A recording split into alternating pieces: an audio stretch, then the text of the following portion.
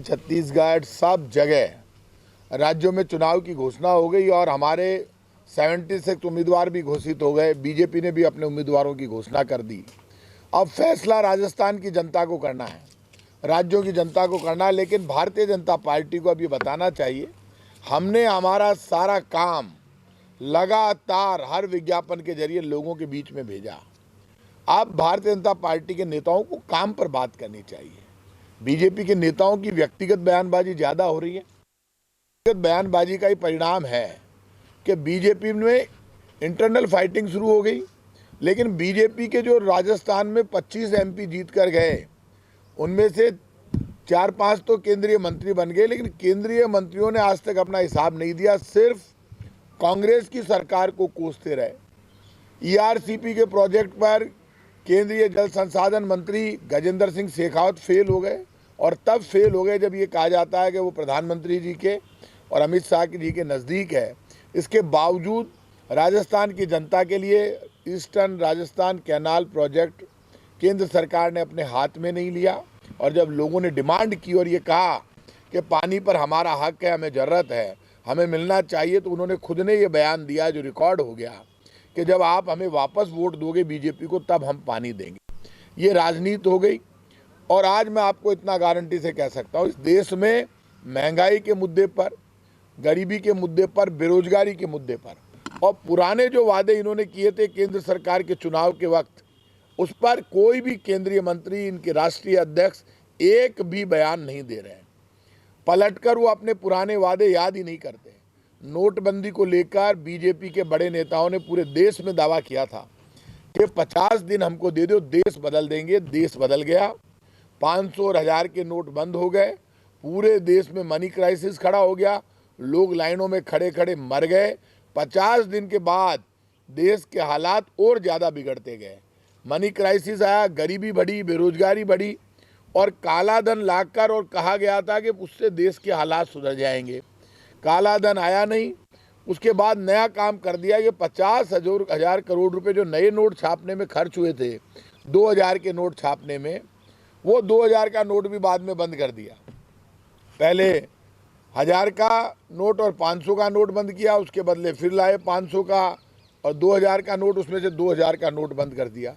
ये सब करके बीजेपी मुद्दों से ध्यान हटा सकती है, क्योंकि जब बड़ा शॉट लगता है तो लोगों में चर्चा होती है, तो लोग खुद की समस्याएं भूलकर लाइन में खड़े हो जाते हैं। बीजेपी जनता को परेशान करके ऐसे मुद्दे लेकर आई इन 9 सालों में, जिससे जनता अपने घर के कामों में लग जाए, नोट बदलवाने में लग जाए, जब हालात बिगड़े तो उसमें लग जाए, जीएसटी में लग जाए। लेकिन देश के हालात नहीं सुधरे। आप मुझे ये बता दो, इस वक्त पूरे देश में पेट्रोल डीजल की महंगाई से आम आदमी बहुत ज़्यादा त्रस्त है। जब वो पेट्रोल पंप पर जाता है उसकी आत्मा रोती है। बीजेपी पेट्रोल डीजल के मुद्दे पर एक भी बयान केंद्र का नेता नहीं दे रहा है। क्या केंद्र के नेताओं को ये नहीं बताना चाहिए कि अंतर्राष्ट्रीय मार्केट में जो क्रूड ऑयल के दाम तय होते हैं, उन दामों के आधार पर राजस्थान में और देश में पेट्रोल डीजल बिकता है। इस वक्त क्रूड ऑयल के दाम $90 प्रति बैरल अंतर्राष्ट्रीय मार्केट में। यूक्रेन और रूस के युद्ध के बाद बहुत ज़्यादा तेज़ी से क्रूड ऑयल के दाम गिरे। एक बार तो $61 प्रति बैरल पर क्रूड ऑयल के दाम आ गए। अभी भी क्रूड ऑयल बहुत सस्ता है। जब सरदार मनमोहन सिंह जी प्रधानमंत्री थे और सोनिया गांधी जी देश में यूपीए की चेयरपर्सन थी, तब क्रूड ऑयल के दाम $138 प्रति बैरल थे। लेकिन पेट्रोल डीजल 70 रुपये लीटर के नीचे बिक रहा था जब मनमोहन सिंह जी प्रधानमंत्री 2014 में 14 तक बिक रहा था। फिर इनकी सरकार आ गई और 2014 से लेकर और 23 आ गया। आप मुझे ये बता दो, जब क्रूड ऑयल महंगा था $138 प्रति बैरल, तब 70 रुपये लीटर के नीचे पेट्रोल डीजल बिक रहा था। आज $50 सस्ता हो गया, तब आप पेट्रोल डीजल बेच रहे हो।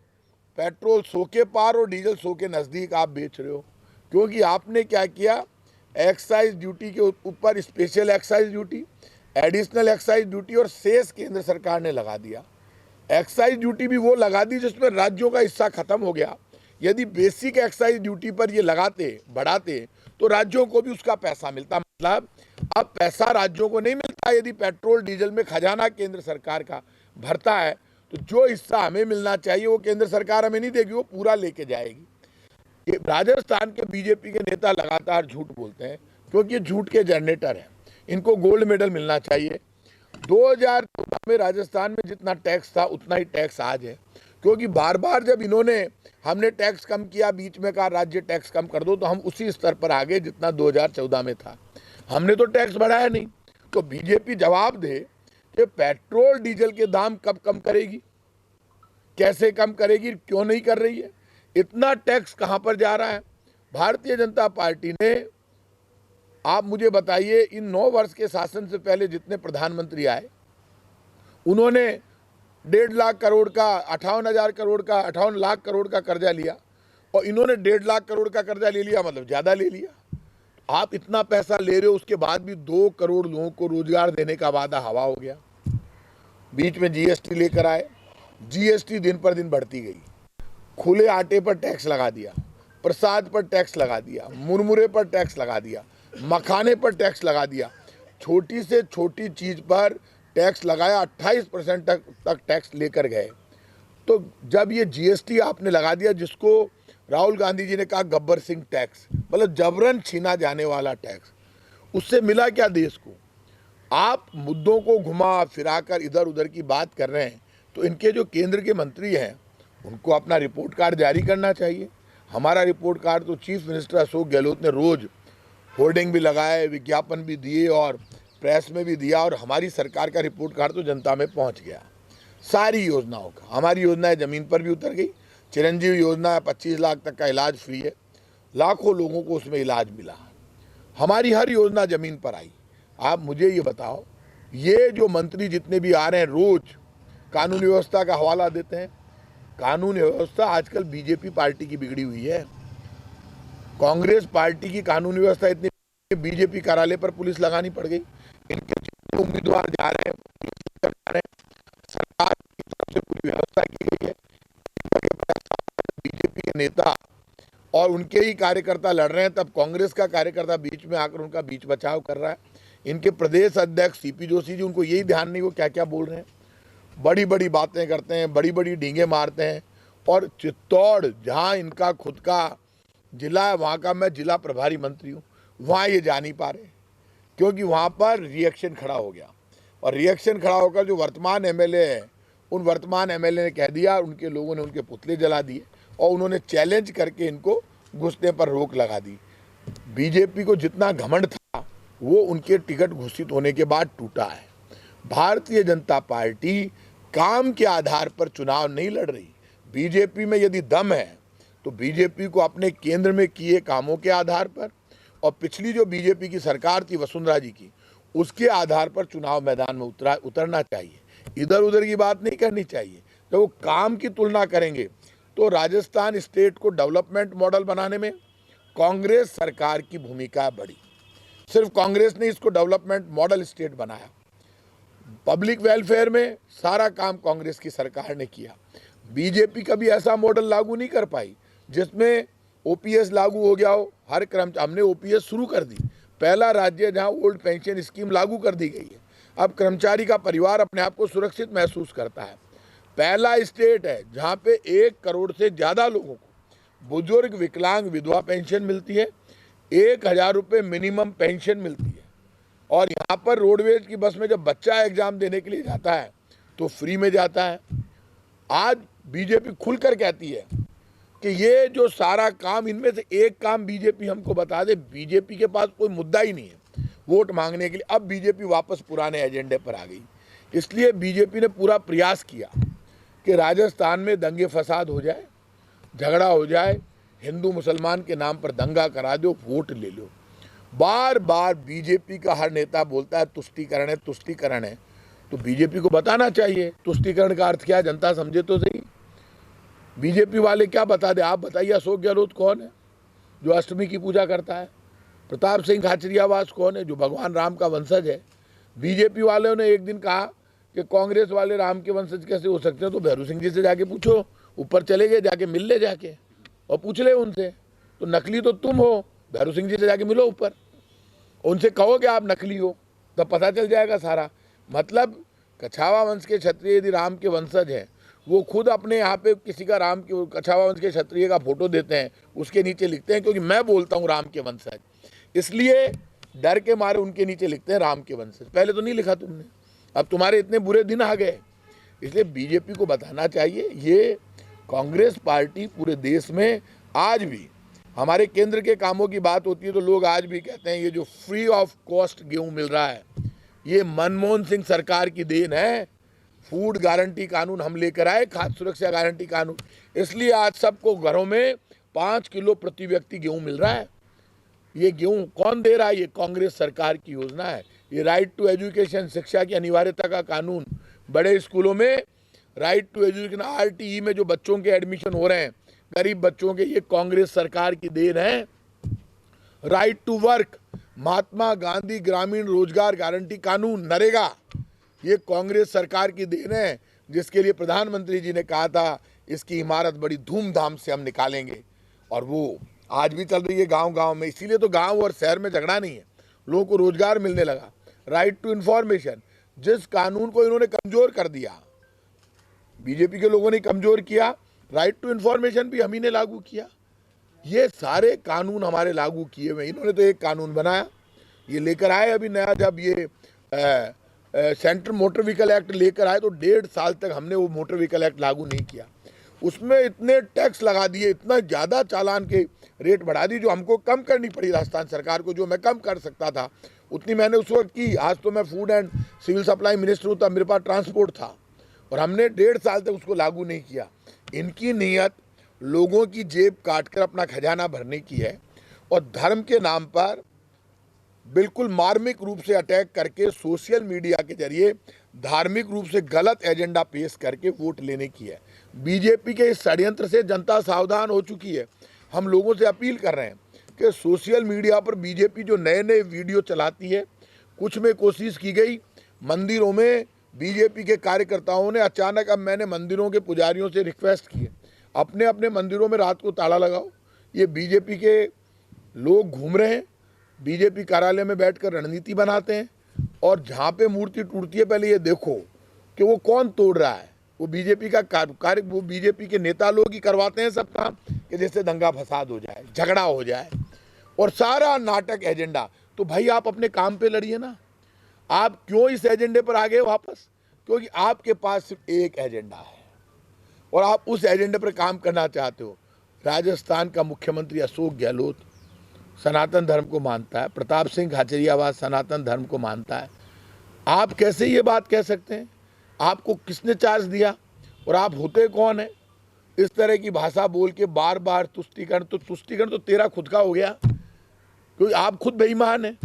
आप में होड़ लगी हुई है झूठ बोलने की। लीडरशिप का क्राइसिस शुरू हो गया बीजेपी में, लड़ाई शुरू हो गई, और इतनी ज़बरदस्त लड़ाई शुरू हो गई कि आश्चर्य की बात है, जयपुर के विद्याधर नगर में जो नई कैंडिडेट आती है, वो पहले वहाँ पर टिकट अपोजिशन लीडर को भी मिल रहा था, पहले टिकट काटती है राजवी साहब का, बाद में कोई एक और कैंडिडेट इनके बड़े लीडर रहे उनका 2 जनों के टिकट काट के खुद लेती हैं टिकट।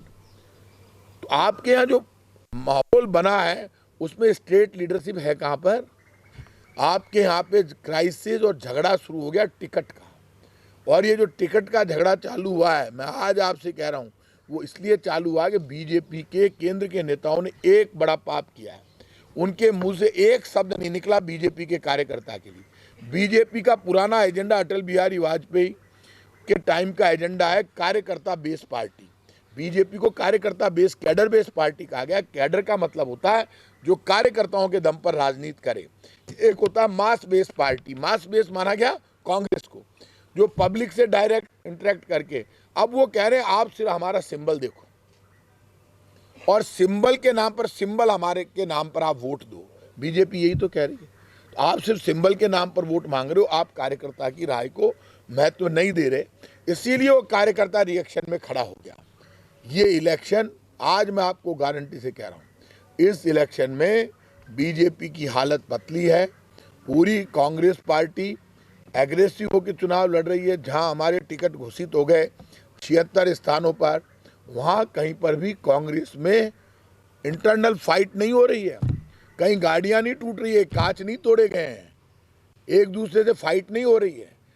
एक दूसरे के खिलाफ आरोप प्रत्यारोप बयानबाजी हो गई होगी, लेकिन वो ठहर गई, क्योंकि हमारी टिकट कार्यकर्ता के बेस पर पार्टी ने तय किया, आगे भी हमारे टिकट आ जाएंगे। लेकिन ये तय बात है, बीजेपी को जवाब देना चाहिए महंगाई के मुद्दे पर, बेरोजगारी के मुद्दे पर, और ये जवाब देकर बताना चाहिए कि आपकी नोटबंदी फेल हो गई। आपने पेट्रोल डीजल पर जो वादा किया था, और नहीं पेट्रोल डीजल की मार, अब की बार बीजेपी सरकार, लेकिन आपने महंगाई रोकने में आप फेल रहे। महंगाई ख़त्म करने के लिए हमको महंगाई राहत शिविर लगाने पड़े। हमारे महंगाई राहत शिविर ज़बरदस्त सक्सेस गए और लोग वहाँ तक पहुँचे। 100 यूनिट बिजली फ्री करना, 200 यूनिट तक चार्ज हटाना, 2000 यूनिट तक किसान की बिजली फ्री करना, 1000 रुपये महीना किसान को देना, और 14,000 करोड़ के कर्जे माफ़ करके 22 लाख किसानों को सीधे लाभ पहुंचाना। ये बड़े काम जो हमने किए, उसकी गूंज आज भी गांव में, शहर में, सब जगह सुनाई देती है।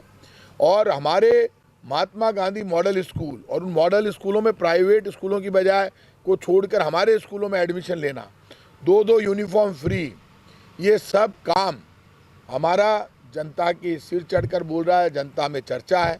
जयपुर में भी हमारा डेवलपमेंट मॉडल, आप गलियों में जाएंगे, अभी हमने बड़ा काम किया जयपुर में, आगे भी अभी हम लगभग 50 करोड़ की लागत से 5.5 किलोमीटर में, पहली बार आज़ादी के बाद ये रामनगर क्षेत्र में सारे में 5.5 किलोमीटर में हाई टेंशन लाइन हटा रहे हैं। आगे हमने 112 करोड़ की हाई टेंशन लाइन जो पहले से हमारा सैंक्शन है, वो मैं आपको ऑर्डर भेजूंगा सबको, वो हम उधर प्रेम गुजर की थड़ी से आगे प्रेम नगर, अशोक विहार, इधर आगे जो लाइन जा रही है उसको भी हमने सर्वे चालू हो गया, उसका 112 करोड़ का और टाई अप भी हो गया, 112 करोड़ रुपए उसमें खर्च होंगे, वो भी हटने जाएगी। सिविल लाइंस में जहाँ भी हाई टेंशन लाइन है उसका सर्वे चल रहा है, सब जगह से हाई टेंशन लाइन हम हटाएंगे। ये एक मॉडल हमने शुरुआत की है कि जयपुर के एक विधानसभा क्षेत्र से जहाँ हाई टेंशन है, क्योंकि इतने लोग मर गए, तो थिकली पॉपुलेटेड एरिया से हाई टेंशन हटाने का काम हमने शुरू किया। भारत जोड़ो सेतु जो हमने जयपुर में बनाया, उससे हमने, आपको पता है सबसे बड़ा काम ट्रैफिक जाम, राजधानी में प्रॉब्लम है, राजधानी में जब प्रॉब्लम है तो उससे काफ़ी सुधार हुआ। पिछली बार हम अजमेर रोड की एलिवेटेड रोड लेकर आए, उससे ट्रैफिक नहीं तो आज बिल्कुल जाम हुई, हमने किया। मेट्रो हम लेकर आए ट्रैफिक में सुधार के लिए, और रेड लाइट फ्री जोन बनाने के लिए अभी काम चल रहा है, जो यहाँ टोंक पुलिया वाला काम हमने कर दिया, आपको पता है, लक्ष्मी मंदिर सिनेमा के नीचे से अंडरपास बनाकर। काम में हमने कोई कमी नहीं रखी है। जयपुर में जब घाट की गुणी की टनल बनी, वो हमारा सेंट्रल पार्क ये हमने बनाया, नया सेंट्रल पार्क हमने बनाया। और राजधानी जयपुर में जब उत्तर दक्षिण हो रहा था जयपुर, तब हमने बाहर निकल कर कहा था ये डेमोक्रेटिक पार्टी है कांग्रेस। तब मैंने बाहर निकल कर कहा था, मिनिस्टर होते हुए, सरकार का प्रवक्ता होते हुए, कि जयपुर उत्तर दक्षिण नहीं होगा। बीजेपी के नेता तो बयान भी नहीं दे पाए, डर गए कि कहीं आंदोलन करेंगे, पता नहीं सक्सेस होगा या नहीं, और जयपुर जयपुर ही रहा, बाहर निकल कर कहा। और राजनीति का मतलब यही है कि ज़्यादा कांग्रेस बीजेपी में फंसने की बजाय ये देखना चाहिए कांग्रेस ने क्या काम किए, बीजेपी ने क्या काम किए, दोनों के कैंडिडेटों को तोलना चाहिए, देखना चाहिए और फिर फैसला करना चाहिए। तो काम के आधार पर जब जनता फैसला करेगी तो सही मायने में राम राज्य की बात होगी। राम राज्य का अर्थ है जन कल्याण और विकास, जहाँ पर होता है वहाँ राम जी का वासा होता है। तो जब राम राज्य की बात आप कर रहे हो तो जन कल्याण और विकास की बात कर लो। कौन जन कल्याण की योजनाएं लेकर आया, किसने विकास किया, सच्चाई के आधार पर वोट पड़ेगा, हमें पक्की उम्मीद है। और हम ये मान रहे हैं कि राजस्थान में कांग्रेस की सरकार बनेगी। अब तक जितना भी चुनाव का जो दौर चला है, चुनाव की आचार संहिता लगने के बाद, उसमें कांग्रेस पार्टी 200 विधानसभा क्षेत्रों में लगभग सभी जगह फ्रंट फुट पर खेल रही है। हमारा कार्यकर्ता लोगों तक पहुंचा है। हम बीजेपी से बहुत आगे हैं। बीजेपी बहुत झूठ, फरेब और धोखे का सहारा ले रही है, लेकिन फिर भी बीजेपी के नेता रोज प्रेस कॉन्फ्रेंस कर रहे हैं, रोज कोशिश कर रहे हैं हमारे ऊपर नए नए आरोप लगाने की। बीच में मैं चुप रहा, लेकिन अब बीजेपी के नेताओं को तैयार रहना चाहिए। प्रताप सिंह खाचरियावास कोशिश करेगा, मैं सरकार के प्रवक्ता के रूप में लगातार सरकार का पक्ष रखता रहा, लेकिन अब लगातार मैं बोलूँगा, बोलकर बताऊँगा कि ये कहाँ झूठ बोल रहे हैं, कहाँ फरेब कर रहे हैं, कहाँ धोखा कर रहे हैं। केंद्र के नेता आकर यहाँ पर जो चाहे वो चले जाते हैं। मतलब प्रधानमंत्री जी को ये सही एडवाइस नहीं करते, झूठी बातें बता देते हैं। वो कह रहे हैं कि जोधपुर में दंगा हुआ, आदमी मर गए। भाई साहब, वहाँ तो कोई मरा ही नहीं। तो जो हालात बीजेपी के नेताओं के हैं, कुछ भी बोल दो, कभी भी बोल दो, कोई भी चार्ज लगा दो, ये गलत बात है। राजनीति में मैं बीजेपी के लोगों से कहूँगा, यदि आपको चुनाव लड़ना, फेयर तरीके से लड़िए। हम जब फेयर तरीके से लड़ रहे हैं, आप भी फेयर तरीके से लड़िए। आप अपना काम बताइए, आप झूठ कैसे बोल सकते हैं? आप में तो होड़ लगी हुई है झूठ बोलने की, लगातार। कैसे भी झूठ बोलो, कैसे भी इशू बनाओ, और इशू बनाकर राजस्थान में झूठ परोस कर सत्ता में आ जाओ। बीजेपी झूठ, फरेब और धोखे से सत्ता में आने की कोशिश कर रही है, लेकिन राजस्थान की जनता इस वक्त कांग्रेस के साथ खड़ी है। और हमें पक्की उम्मीद है, डेवलपमेंट और पब्लिक वेलफेयर के मॉडल पर हम निश्चित रूप से बीजेपी को शिकस्त देंगे और राजस्थान में कांग्रेस की सरकार बनेगी। पेपर लीक पे प्रताप जी, क्या जो कांग्रेस के जो प्रत्याशी हैं उनके ऊपर भी फर्क पड़ेगा क्या? जो पेपर लीक का मामला है, आप इस बात को अच्छी तरह से जानते हैं, इस पर बहुत डिस्कस हो चुका है। राजस्थान की विधानसभा में जब डिस्कस हो रहा था, मैंने बीजेपी के लोगों से कहा विधानसभा में कि आपको टेबल करने चाहिए सारे आरोप। आप जो बाहर मीडिया में बोल रहे हैं वो अब विधानसभा चल रही है, आप टेबल करेंगे तो कार्रवाई हो सकेगी। पेपर लीक को इन्होंने जो मुद्दा बनाया, मैं उन लोगों से एक बात कहूँगा, राजस्थान के लोगों से, पेपर लीक किसने बताया पेपर लीक हो रहा है? राजस्थान की कांग्रेस की सरकार ने ये घोषणा की कि ये पेपर लीक हो गया है, ये हम दोबारा कराएंगे। तो हमने ही तो की, हमने ही पकड़वाया पेपर लीक करने वालों को, हमने ही बताया पेपर लीक हो गया, जिससे जो डिजर्विंग कैंडिडेट है वो पास हो। पेपर लीक हो गया, हम पकड़ रहे हैं, उसको छुपा तोड़ ना रहे हैं। तो हमारे मन में तो चोरी है नहीं, हमने ही पकड़ा, हमने ही जेल भेजा, दोबारा हमने ही पेपर कराया, हमने उनसे बच्चों से वो चार्ज भी वापस वसूल नहीं किया, क्योंकि हमारी जिम्मेदारी है। पेपर लीक पूरे हिंदुस्तान में हो रहा है, गुजरात में हमसे ज़्यादा पेपर लीक हुए, लेकिन हमने सख्त कार्रवाई की तो इसको इशू बना। और इन्होंने इशू बना, बीजेपी के राज में पेपर लीक हुए, वसुंधरा जी मुख्यमंत्री थी, इन्होंने तो इतना सख्त कानून नहीं बनाया, हमने हमारे तरफ से ज़बरदस्त सख्त कानून बनाया। तो बीजेपी वाले इशू तो बना सकते हैं और बहुत दम से बनाते हैं, फिर उसकी हवा निकल जाती है। क्या हुआ, डायरी को भी उन्होंने तो मुद्दा बनाया था, डायरी खटी ना घुस गई, कौन सा बिल में घुसी, कहाँ है डायरी? पाप की पराकाष्ठा है। बीजेपी एक दिन एक इशू को उठाती है, दूसरे दिन उस पर बात नहीं करती, क्योंकि बीजेपी के पास नीचे जमीन ही नहीं है, कोई बेस ही नहीं है आरोप का। आरोप का बेस हो तो बीजेपी उस आरोप को आगे लेकर आए ना। एक दिन एक आरोप लगाती है, दूसरे दिन दूसरा लेकर आ जाती है। वो समझते हैं कि हमारे आरोपों में दम नहीं है, इसलिए बीजेपी उन पर आगे नहीं बढ़ती। मंत्री लालचंद कटारिया हैं, उनकी शिकायत की गई चुनाव आयोग को और बताया गया है कि 2003 में और 2008 के इलेक्शन में जो उन्होंने एफिडेविट दिए एजुकेशन को लेकर वो गलत दिए हैं। वो जिस स्कूल में पढ़े हैं वहाँ तो नाम ही नहीं है। ये सारा मामला मेरी जानकारी में नहीं है, क्योंकि ये मामला एक मिनिस्टर से जुड़ा हुआ है। मिनिस्टर सारे मेरे दोस्त हैं, मेरी पार्टी के विधायक हैं। मेरी जब तक उनसे बात नहीं हो तब तक मैं क्या बोलूँ। बीजेपी वाले तो कई पत्थर तो ऐसे फेंक रहे हैं जो उनके ही सिर पे आगे गिर जाते हैं, खाट देने से। फाट क्यों मातो, फिर देखे उसका वो खाएंगे। वो जो नेताजी इनके बड़े बड़े डायलॉग मारते हैं 70 mm के पर्दे पर, ये हो गया वो हो गया, यूँ सूट को यूँ करे यूँ करे यूँ करे। तो नेताजी के मुंह के ऊपर कपड़ा चल रहा है काला। कहाँ है राष्ट्रीय प्रवक्ता? हवा निकाल दी बीजेपी के कार्यकर्ताओं ने। आपकी अंडरस्टैंडिंग नहीं है। और वहाँ काय को मिठाई का डब्बा लेके परोस रहे थे। मेरा कोई विरोध करे, मैं भली मिठाई नहीं खिलाऊंगा, 28 को दम रखो भैया, ऐसे नहीं लड़े जाते हैं। मिठाई खिला रहा है तो धक्का दे रहे हैं, क्या है ये बेइज्जती है? ऐसे होती है पॉलिटिक्स, मतलब हद है। इतने बड़े बड़े डायलॉग। इसलिए बीजेपी वाले जो इतनी ऊंची ऊंची देते हैं ना, उतनी ऊंची बात तो करते हैं, उड़ान उतनी ऊंची नहीं भरते, खट देने से नीचे आ जाता है इसका। बीजेपी का कहना है अभी 124 सीटों का और अनाउंस हो जाने दो, फिर बीजेपी और कांग्रेस की हकीकत देखना कार्यकर्ता मान ली।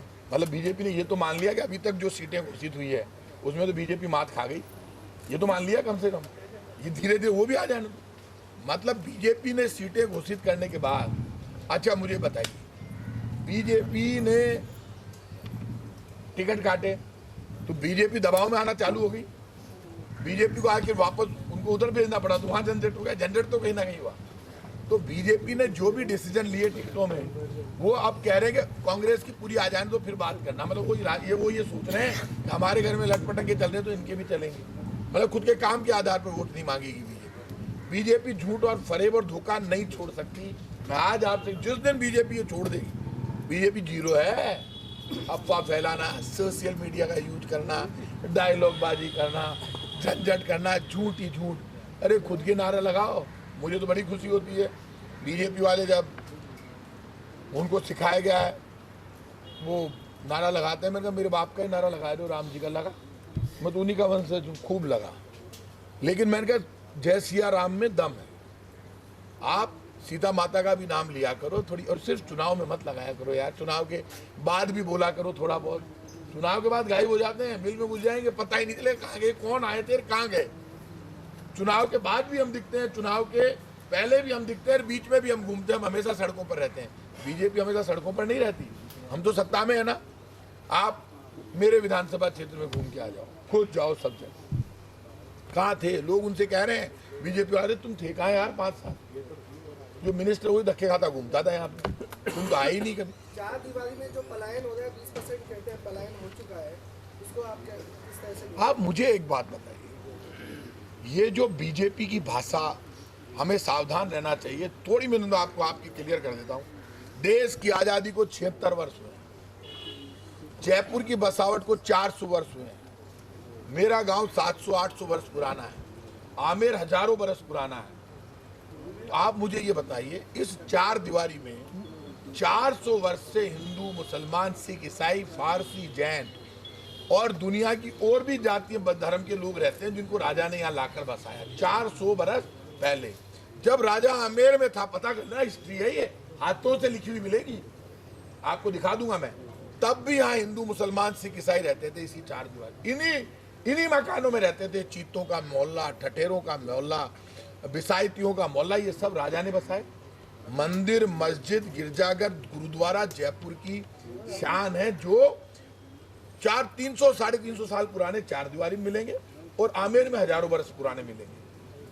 अब ये कह रहे हैं पलायन हो रहा है, तो हिंदू या मुसलमान दोनों 4 दीवारी से बाहर आए, अपने मकान बनाए, तो उसमें हिंदू भी बाहर आ रहा है और मुसलमान भी आ रहा है। ऐसा नहीं है कि मुसलमान तो अंदर जा रहा है। अरे मेरी बात सुनिए यार, जो सच बात है, मैंने मेरी यार छोड़ो यार, मैं 76 वर्ष के पहले जा रहा हूँ। देश की आजादी को सिर्फ 76 वर्ष में, 76 वर्ष। कांग्रेस, बीजेपी, हमारी उम्र 76 वर्ष है। अब बीजेपी की 40 साल, हमारी ज्यादा है, 100 वर्ष मान लो। हमारे से पहले भी जयपुर था। ये हिंदू, मुसलमान, सिख, ईसाई मेरे गांव में भी थे, यहाँ भी है। बीजेपी की दुकान जब बंद होने लगती है, बीजेपी का सामान जब कम होने लगता है, तब बीजेपी झूठ का सहारा लेती है। वो चला गया, वो आ गया, कोई किसी को निकाल रहा है क्या? अब मेरे गांव में भी मेरा मकान है, मैंने यहाँ भी बनाया। मेरे गांव में हिंदू, मुसलमान सब रहते हैं, वो भी जयपुर में मकान बना रहे हैं। और सिटी वाले, मैं आपको हिंदू बता दूँ, इसी सिविल लाइन इतने जो वहाँ से यहाँ पलायन करके इधर आ गए, वो झोटवाड़ा चला गया। सब जब परिवार बढ़ता है तो आते हैं। अब ये बात कोई मीडिया का मुद्दा तोड़ना है, बीजेपी का मुद्दा है। इसलिए आप बीजेपी कांग्रेस में मत बटो, आप तो सच के साथ रहो। सच के साथ रहोगे, आपको सच्चाई सामने आ जाएगी।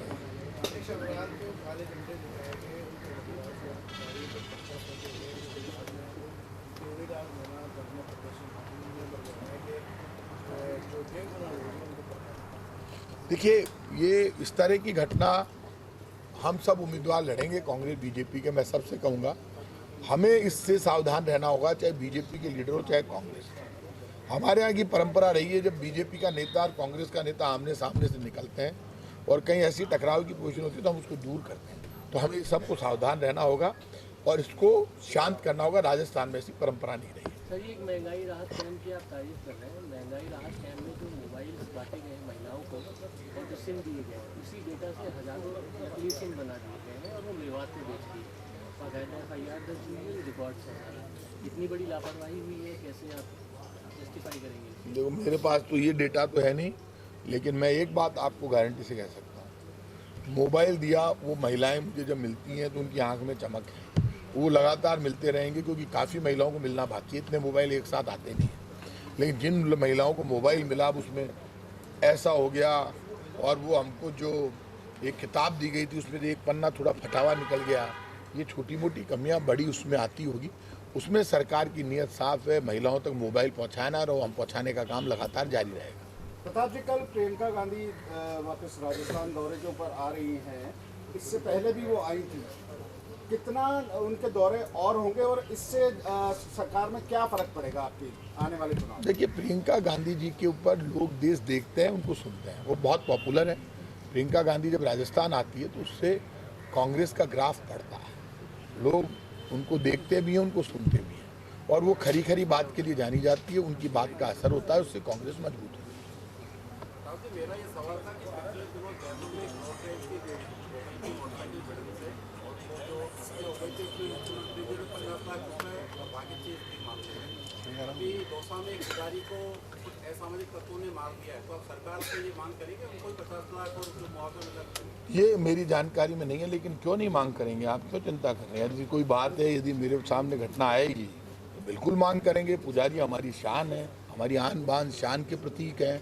पुजारी मंदिरों में बैठते हैं, मंदिरों में बैठकर हमारी धर्म की ध्वजा को मजबूत करते हैं। यदि किसी पुजारी की हत्या होगी तो पुजारी के साथ भी न्याय होगा और उसके परिवार को पूरा हक मिलेगा। सिविल लाइन के विधानसभा क्षेत्र से आप इसे दोबारा प्रत्याशी बनाया गया, क्या हिसाब से आपको लग रहा है कि आप जीत पाएंगे? 40,000 से ज्यादा वोटों से जीतूंगा। मैं तो सारा ही करना चाहूँ, पर काम एक बार बताइए नहीं, कौन सा धर्म? उन्होंने सबके बारे में बताया, क्षत्रिय ऐसा होना चाहिए, ऐसा ऐसा। जो कृष्ण तो ग्रेट थे, उन्होंने कहा पूरा ब्रह्मांड मेरे से है। आप मुझे ये बताइए, ये जो रिजल्ट है, ये चुनाव, ये हार जीत, ये अपने हाथ में है क्या? रामायण में लिखा हुआ है कि जहाँ को प्रभु दारुण दुख दे ता की मति पहले हर ले, तो उसकी बुद्धि पहले ही ले लेता है, तो कोई ना कोई गलती करवाता है। अभी तो चुनाव शुरू हुआ है, बीजेपी और कांग्रेस को सावधान रहना चाहिए। हम अपनी अपनी बात कह सकते हैं, लेकिन रिजल्ट हमारे पास नहीं है, रिजल्ट तो सुदर्शन चक्रवाले के पास ही है, इसलिए सावधान रहो। राम का वंशज होने का फायदा मिलेगा वैसे चुनाव में? अब ये चुनाव में फायदा मिलेगा या नहीं मिलेगा, लेकिन मुझे सुकून मिल रहा है। लेकिन चुनाव में तो राम के नाम से तो पत्थर ही तैर गया, तो मेरी औकात है, मैं तो तैर ही जाऊंगा, आप चिंता मत करो। गेटअप चेंज हो गया वैसे गले में? अब यार बताओ, कोई बात हुई, मैं मूछा राख ली यहाँ तो भी लोगों के दर्द है। रंग भी तो बदल गया। अब वो रंग बदल यार हद है। अब बताओ, ये बताइए आप मुझे, यदि मैंने रुद्राक्ष पहले नहीं पहनता था, ये पहन लिया, अब रुद्राक्ष किया और इस हाथ में मेरी माँ ने ये शिव जी की पूजा के बाद किया हुआ दे दिया, वो काड़ो पेरिया कर, तो माँ को तो बेटा अपना प्यारा ही लगता है। तो माँ यदि मेरे को दे रही है, बाढ़ ऊपर बांध लिया, तो हमारी परंपराओं में ऊपर बांधना लिखा हुआ है। यदि और फिर आप मेरी बात सुनिए, मेरा चेहरा देखकर मेरे यहाँ पे माइनॉरिटीज के वोट बहुत कम है, लेकिन मैं जब उनके बीच में जाता हूँ बड़े खुश होते हैं। वाह भाई क्या मेरे से तो हिंदू मुसलमान सिख ईसाई सब लड़ गए, मजा आ गया नेताजी, क्या बात। और केसरिया साफा पहनाते हैं मुझे, क्यों? मैंने कहा यार तुम केसरिया पहनाते, बोले भाई साहब पे अच्छा लगता है। तो हमारे यहाँ तो ये झंझट ही नहीं है। और जब मैं यदि मारो लुक बदल गया हो, थानचो को आपको अच्छा नहीं लग रहा है क्या? राम का लुक है, क्या बात है। तो ये आपके भी बड़े भाई साहब भी राजनीति में कदम रख दिया, अलग पार्टी में। यार बताओ, करण सिंह जी हमारे बॉस हैं, और करण सिंह जी मेरे से बड़े हैं। बड़ा भाई कुछ भी करे, उसको छोटा भाई पूछ नहीं सकता। करण सिंह जी से कोई पूछ सकता है क्या? करण सिंह जी जो करे वो ऑलवेज राइट। अभी आपने जो उनके वैसे पार्टी ज्वाइन करते पार्टी विलय हुई है, करण सिंह जी जो करते पार्टी विलय हुई, कहाँ विलय हो गई? जेजेपी में विलय हुई। अच्छा,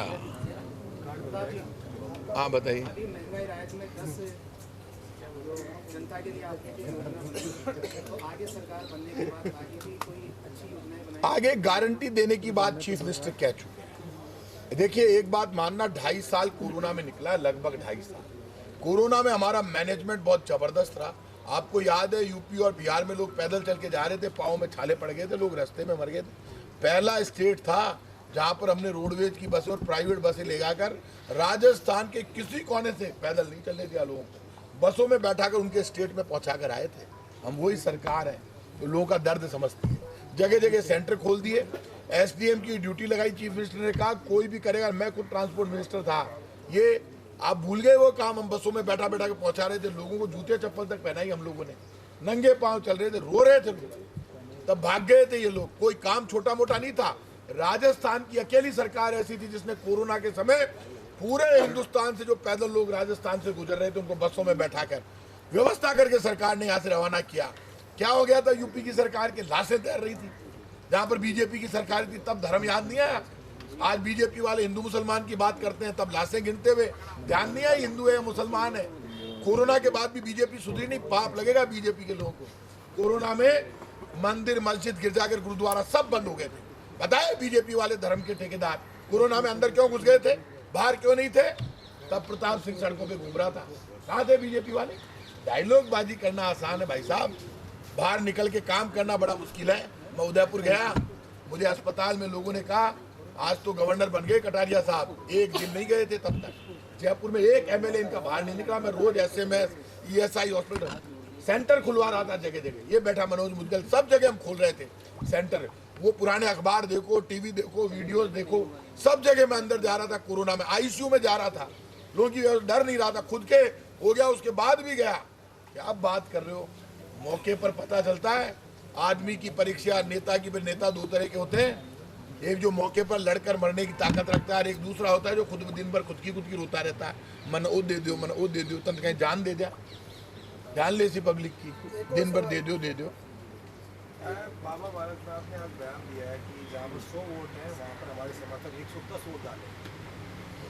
बाबा नाम ही बाबा बालकनाथ है, और बाबा बालकनाथ को कहा 1440 वोट है, 1450 डालेंगे। अब बताओ, बाबा बालकनाथ को ये भी बता देना चाहिए कि वो बीजेपी के पास कौन सी मशीन है कि जो 1410 वोट की जगह 1420 वोट डालेगी।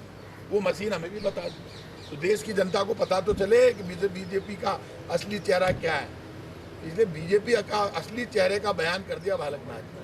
तो वोट उनके हो या नहीं हो, लेकिन पूरे डालने की कोशिश करेंगे। डाल लेना, देखिए देखते हैं कैसे कैसे डालते हैं। राजस्थान है, चुनाव आयोग को वो देख लेंगे। पहले खुद की कॉन्स्टिट्यूंसी संभाल लो, पतो पढ़ो। बाबा बालकनाथ बहुत ऊंची ऊंची देव है, एक बार वो टूट गया, उनकी नगर पालिका थोड़ा काको माने को नहीं, पाछे ही पड़ गई। अरे बाबा जी ये क्या कर रहे हो? बाबा जी बाबा वाली बात तो करो एक बार। कभी बाबा, जितने बाबा ये राजनीति में आ गए वो बाबा वाली बात ही नहीं करते। मैं तो हाथ जोड़ता जोड़ता थक गया, वो माने लागे मैं ही बात उससे ज्यादा ठीक है। फिर प्रताप जी, आप सिविल लाइन से भी विधायक के मंत्री भी हैं, आपने जिनको मेयर बनाए वही आपके बगावत हो गए। पुरानी खबर होगी, छोड़ो अरुण जी, और कोई बोलो, छोड़ो यार, हर कोई खबर है। धन्यवाद।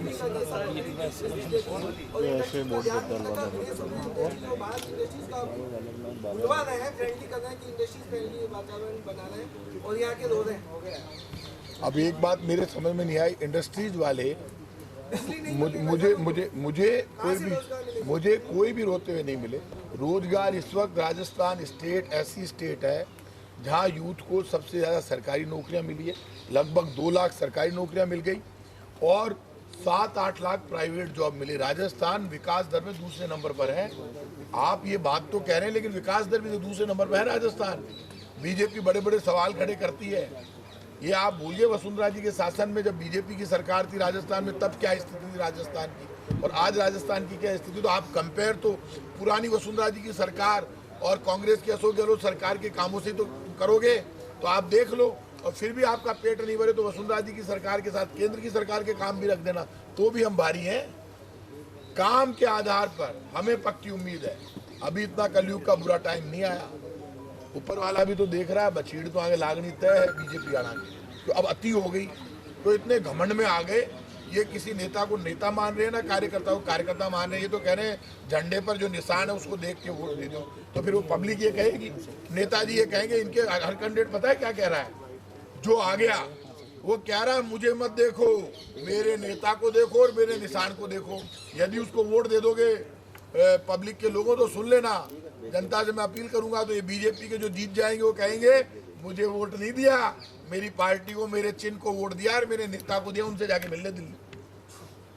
और हम जो वोट मांग रहे हैं, मैं खुद कह रहा हूं, जो मुझे वोट देगा वो उसकी जिम्मेदारी मेरी है, जान दे के भी उससे निभाऊंगा।